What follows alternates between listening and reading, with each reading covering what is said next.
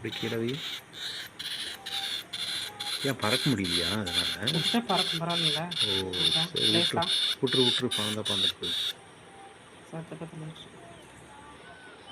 கண்ணு பாரு, கடுகு விட சின்னதாக இருக்குது, கசகசா மாதிரி.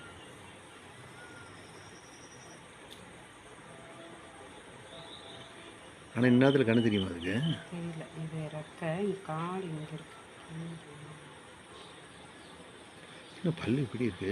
எத்தனை பல்லுன்னு பாருங்க, கரடிக்கு இருக்கிற மாதிரி.